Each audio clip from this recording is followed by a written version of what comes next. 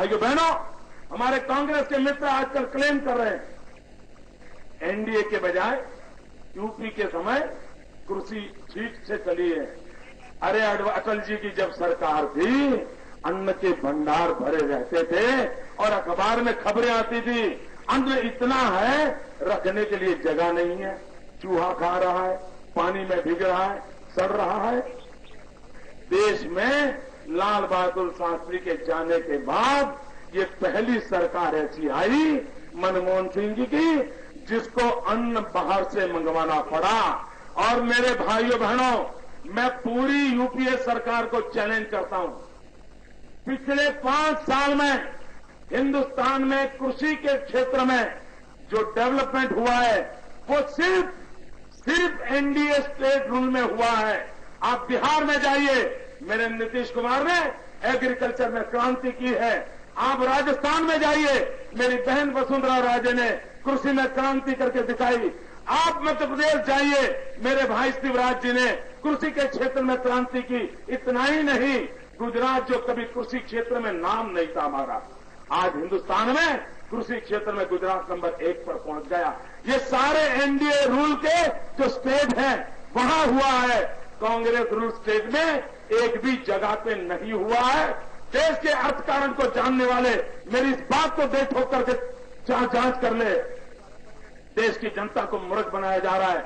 मेरे भाइयों बहनों, अटल जी का एक सपना था, जो सपना अधूरा रह गया और ये लालू यादव टाइप लोगों ने उस सपने को चूर चूर कर दिया।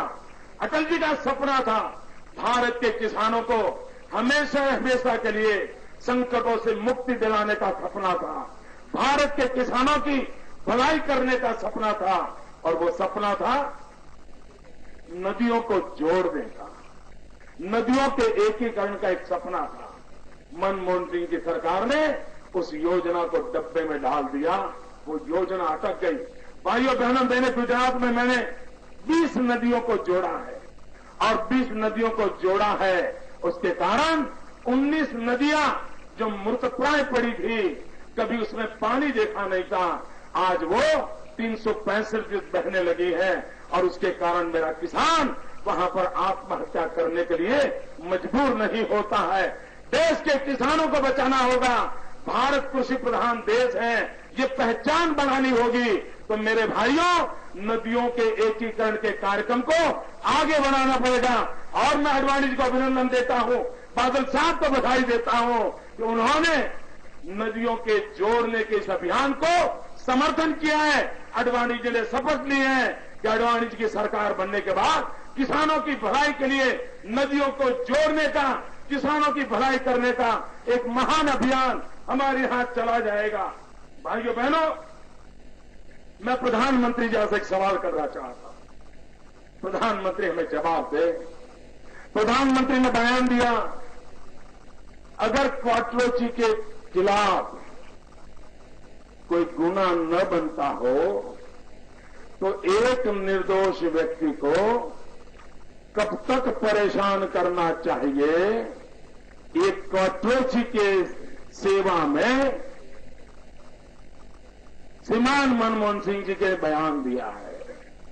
मनमोहन सिंह जी, क्वाट्रोची निर्दोष है, उसको तकलीफ न हो, उसके लिए तो आप बेचैन हो, परेशान हो और चुनाव के बीच आप उस फाइल को क्लियर भी कर देते हो। दाल में कुछ काला है, लेकिन मेरा सवाल और है, क्वाट्रोची की निर्दोषता के लिए आप इतने चिंतित हो। मैं प्रधानमंत्री जी को पूछना चाहता हूं, श्रीलंका की धरती पर मेरे तमिल भाई वो निर्दोष हैं, उनका क्या गुनाह है? उनको वहां जिस प्रकार से जुल्म सहना पड़ रहा है, जिस प्रकार से यातनाएं झेलनी पड़ रही हैं, और आपकी दिल्ली की सरकार चुप बैठी है, चुप बैठी है। 6 महीने से मेरे तमिल भाइयों पर जुल्म चल रहा है, लेकिन दिल्ली की सरकार उस पर देखने को तैयार नहीं थी। जब तमिलनाडु में दबाव बढ़ा, तब जाकर के आपके प्रणब मुखर्जी 4 घंटे के लिए श्रीलंका जाकर के कोई भी निश्चित कार्रवाई के बिना वापिस आ जा रहे हैं और मेरे तमिल भाई श्रीलंका में निर्दोष लोग परेशानियों से झिल रहे हैं। एक क्वार्टरोची निर्दोष हैं। आप दिन रात जागते हो, मेरे लाखों तमिल भाई निर्दोष परेशान है।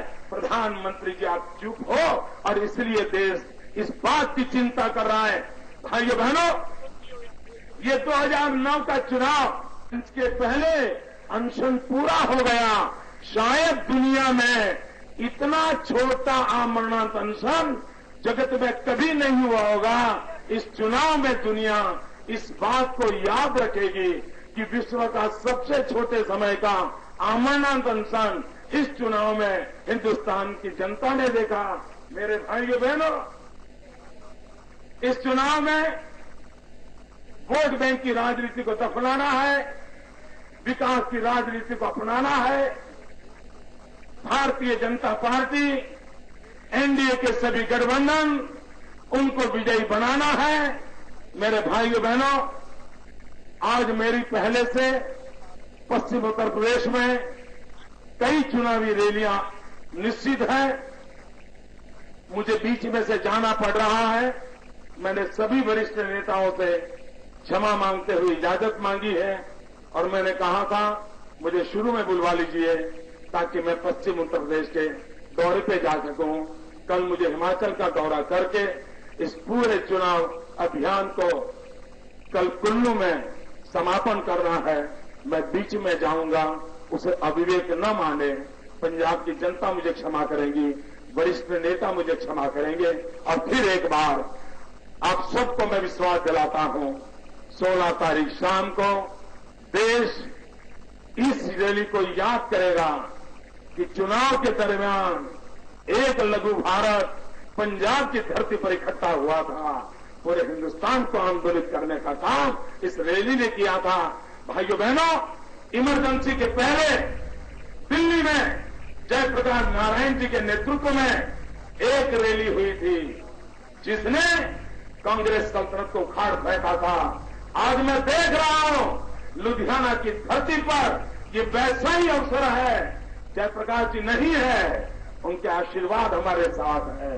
लोहिया जी नहीं है, उनके सपने हमारे साथ है। पंडित दीनदयाल जी नहीं है, उनके तपस्या हमारे साथ है। इन महापुरुषों के आशीर्वाद हम लोगों के साथ है और मुझे विश्वास है जो काम इमरजेंसी के पहले दिल्ली की धरती पर हुआ था उतनी ही ताकत के साथ आडवाणी जी के नेतृत्व में ये चुनाव आगे बढ़ेगा, विजय प्राप्त होकर रहेगा। बहुत बहुत धन्यवाद। भारत माता की, भारत माता की, भारत माता की।